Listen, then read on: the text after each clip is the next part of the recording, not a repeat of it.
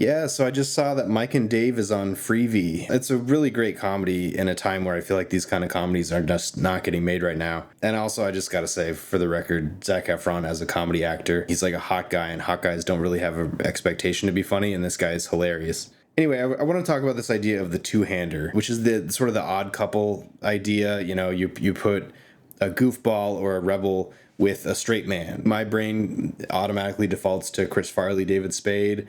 I'm thinking Tommy Boy or Black Sheep, you know, any of those movies where Chris Farley is just chaos and hilarious, and David Spade is the straight man that is basically the audience calling to attention all of Chris Farley's insaneness. It's a great system, and Mike and Dave uses it, but I feel like the writer adjusted it and made it a little bit more interesting, because sort of the premise of Mike and Dave is two brothers end up needing to find dates to their sister's wedding, and the girls they end up going with, Aubrey Plaza and Anna Kendrick, are as ridiculous as the boys. And so it's a few different two-handers happening all at once. You would probably follow the boys traditionally, but, you know, in the moment we are, maybe we would follow the girls actually. And then the other party would be, you know, the villain, the opposite, the enemy that grounds them, basically. But what we instead have is this sort of very entertaining, intertwining set of stories where these two groups having completely conflicting plans and overlapping and one-upping each other over and over again, where every time the boys do something, the girls escalate it or make it worse, and every time the girls do something, the boys escalate it and make it worse, and it just keeps spiraling out of control, which is really fun because that's sort of the whole point of the two-hander to begin with, is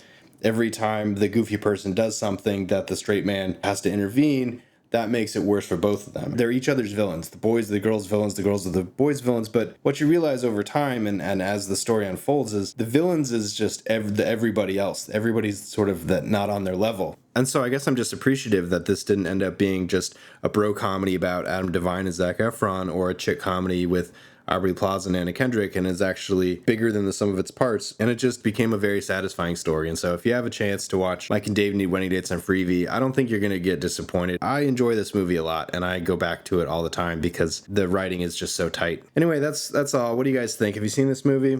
Are you a fan of Mike and Dave, and are you a fan of Zac Efron's comedy chops? Because I certainly am. Like, share, subscribe. Catch you next time.